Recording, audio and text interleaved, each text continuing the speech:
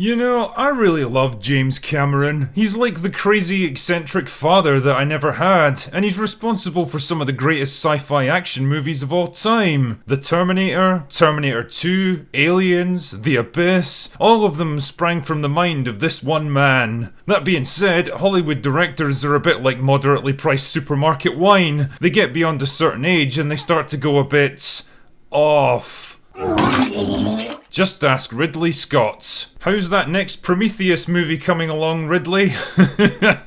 Cameron's incredible burst of creative output came to a bit of a shuddering halt with the release of Avatar way back in 2009, or as I like to call it, Dances with Fern Gully while saving Private Ryan from 9/11. It was a spectacular technical achievement built around the most predictable, cliched, basic bitch storyline since, well, any Liam Neeson movie from the past 10 years. What's that, Liam? You're playing another retired CIA/Special Forces guy who has to use his deadly skills to take down a terrorist group/organized crime family? Fucking color me shocked. Anyway, Avatar pretty much broke every box office record in existence at the time, briefly convinced us all that 3D was actually going to be a thing, and generally caused everyone to go a bit nuts for a few months. Seriously, people were actually suffering from depression after watching the film because the real world was so shockingly drab and boring compared to Pandora that they just couldn't cope with it.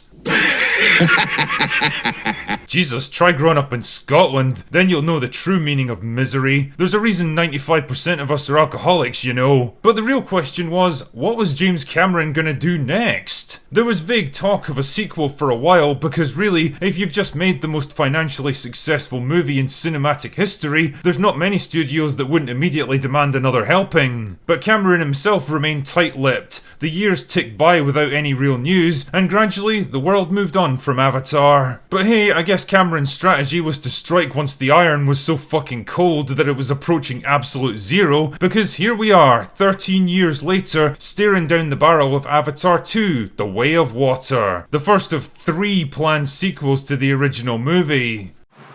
Mother of God. And I guess my first big question with all of this is, why? Like, why now? Why make a sequel to a movie so fucking old that it's practically irrelevant at this point? I mean, there's no denying that Avatar was a massive deal at the time, but the world has changed quite a bit since 2009. I mean, there's kids in high school now who weren't even born when the first movie came out. If this had been happening in, say, the mid-2010s, then I could totally understand why the enthusiasm would still be there. It would be a decent length of time to come up with new story ideas, to tease the development of a new movie, and let fan enthusiasm and speculation build up. But honestly, I'm really struggling to understand how it could take 13 years to come up with a new idea for a film like this. As I said earlier, the original Avatar wasn't exactly weighed down with some crazy convoluted plotline that required months of dedicated study to unravel. It was a simple, tried and tested story of 2 people from different cultures falling in love against the backdrop of simmering tensions that eventually explode into open conflict, forcing the protagonist to choose where his loyalties really lie. Which faction do you think he sided with? The peaceful, spiritually enlightened, noble-minded natives who live in harmony with nature, or the evil capitalistic military invaders who want to kill everything and strip mine the entire planet? I mean, it was well enough implemented, but it wasn't exactly complicated, and it definitely wasn't subtle in its messaging. If you were inclined to seek out allegory in your movies, you wouldn't have to look far to see the obvious parallels with the destruction of the Native Americans and the current day issues of pollution and deforestation. And call me kinda cynical if you like, but the world of Avatar never really felt like the kind of place that invites further exploration. It looks fantastic to be sure, but it's all surface level spectacle with no real depth or intrigue. There's no hidden depth to this world that I wanted to explore, no particular mysteries to unravel, and no overarching questions left to be answered.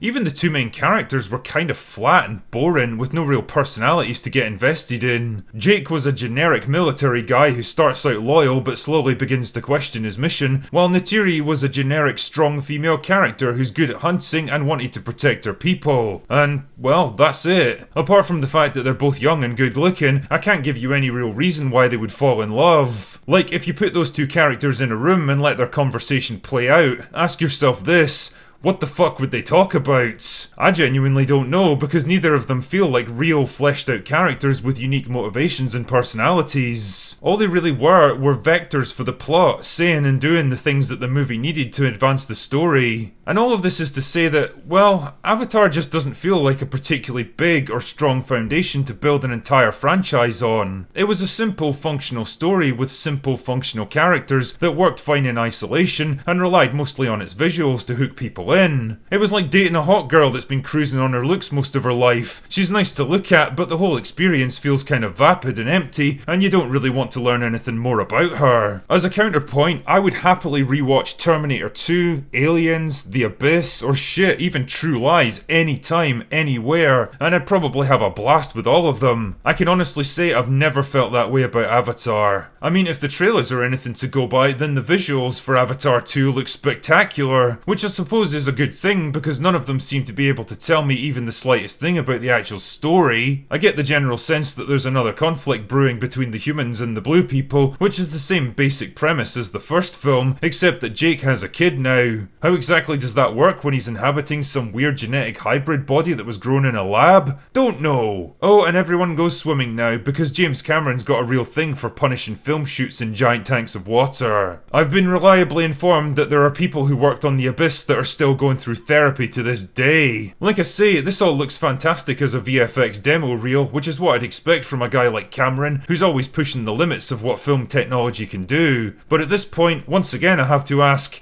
why? It's not 2009 anymore, where there was still a lot of room for advancement and innovation. There's only so much further that VFX can possibly go in terms of realism. Although fuck me, you could be fooled into thinking that we've regressed somehow in recent years. But generally, we've had so many visually spectacular movies over the past decade that, to be honest, people are getting kinda burned out on the whole thing. Basically what I'm saying is that Avatar's biggest strength back in 2009 is, at best, not all that impressive these days, and at worst, kind of a liability for audiences that are jaded and desensitized by a decade of visual overloads. It can't even play on nostalgia like Top Gun Maverick did. Yeah, the first movie's old enough to have faded from the public consciousness now, but let's be real here, nobody's particularly nostalgic for the late 2000s yet. That kind of shit will come in about 15 years when the kids of that decade are all grown up, trapped in loveless marriages, crippling mortgage payments, and the boring corporate jobs that they swore they'd never settle for. Prepare to have your dreams crushed, kids, because it's coming. Believe that. And then there's the box office to consider. Cameron recently came out and flat out admitted that because he spent so much fucking money on this film, not to mention production on its 2 sequels, that Avatar 2 needs to make at least $2 billion just to break even.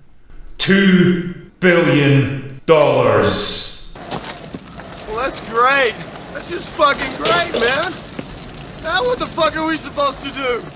And all this at a time when the economy is in the worst shape it's been for decades, the price of everything is skyrocketing, and people are regularly having to choose which is more important to them, buying food for their families, heating their homes in winter, or filling up their car with fuel. That doesn't sound like a sustainable business model there, Jim. And as hard as I try, I just can't shake the feeling that recreating the success of Avatar is like capturing lightning in a bottle. All the elements that came together to make the first film a success are either absent or compromised now, and it's got a hell of a battle ahead of it if it expects to break that 2 billion mark. That being said, if anyone in Hollywood can pull off an unexpected success after going radio silent for fucking years, it's James Cameron. Maybe Avatar 2 will turn out to be a stunning creative triumph, a victory against the odds that dethrones Top Gun 2 as the biggest crowd pleaser of the year. And if that's the case, then fuck it, I'll be happy to sing its praises and give it all the credit it deserves. But at this point, I'll take a generic sci-fi action movie about blue alien cat people made by a guy who actually seems to care about his craft over basically anything being shot out by Marvel these days.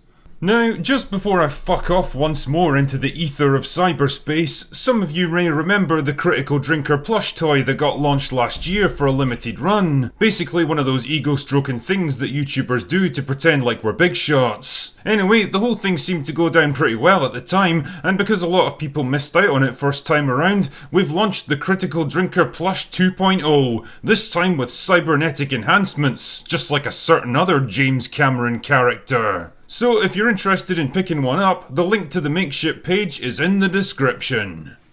Anyway, that's all I've got for today. Go away now.